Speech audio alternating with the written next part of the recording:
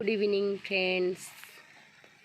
आज आम आलोचना करवा मुंडर बाल उपुड़े आम कौन तार उपकार करवा, कौन कले आमर चुटी उपुड़ार समस्या आम उपशम पाइपर। आज आम से विषय आलोचना करवा। ठीक अच्छे।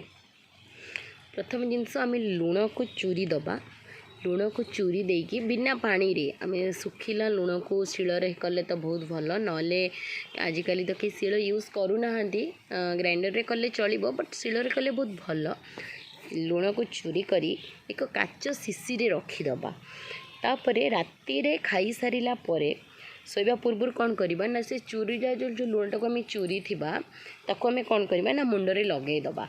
ताको लगे देले एमती भी ताको चूरी देले कौन कि सी आम मूल लगे, ना सेमती कले आम मूल सी लगनी खसीज। ताको चूरी की लगेले से मुंडरे लगिज। एमती करवा आम 6 दिन 6 राति एमती कलापर देखा आम चुटी उपड़ोनी। यहाँ अलरेडी मुझे टेस्ट करी, मोर चुटी एमती उपड़ूला। मुझे टेस्ट कलापर मोर भी ये जिनस मुझे उपकृत होती, तो से आपण मानक सेयार करुच्ची। देखो आपण मैंने भी ट्राए करूँ, मे भी आपण मैंने भी सक्सेस हे।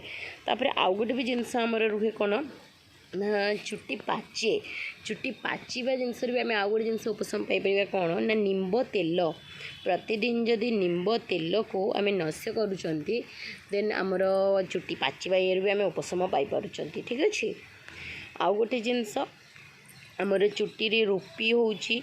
रूपी हबार उपशम पाइबा हेले चंपा फूल जानी, चंपा फूल को भलिकी गुंड कर देकी तेल रे मिसाई मुंडरे लगाइबा। ताको मुख्यतः आम रंधण तेल रे मिसाई मुंडरे लगाइले रूपी भी नष्ट हो जाए थाए। तापरे अन्य एक जिनस भी आमर चुटी उपुड़ा और बाल बढ़िबा। आमर जन जनकर बाल बढ़ुनी, झील पिला मानकर एटा गोटे मुख्य समस्या हो जाए, चुटी बढ़ुनी। तो बाल बढ़िबार भी गोटे उपाय अच्छी कौन ना, भंगराज रस को अत्यंत 15 दिन मुंडरे लगाइले एथुर भी आम उपशम पाइपर। आउ गोटे भल उपाय अच्छी कौन ना, मंदार फूल तो समस्ते जानी, मुझे आपको ये देखा मंदार गछ। ये गचर पत्र जो फूल हुए कढ़ भी होती आपण मैंने देखिपे। से मंदार फूल को बाटी देकी रंधा नड़िया तेल ताको पाक करदे, माने ताको रांधी देबे। रांधिला परे माने तेल फुटिला परे तादरे से बटा को पके किस समय फुटिला परे ताको गोटे काच शिशी रे पुरेकी रखीदेबे।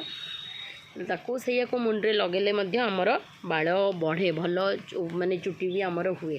तो देखो ये 3टा को चेष्टा करूँ, जदि ए उपशम पाउचंती देन मते कहिबे। नेक्स्ट वीडियो रे कौन आपणकर प्रोब्लेम मुझे सॉल्व करें मते कहले नेक्स्ट वीडियो रे आमे नेक्स्ट आप जहाँ भी कमेंट बॉक्स रे कमेंट करें मुझे आलोचना करवा नेक्स्ट अध्याय रे।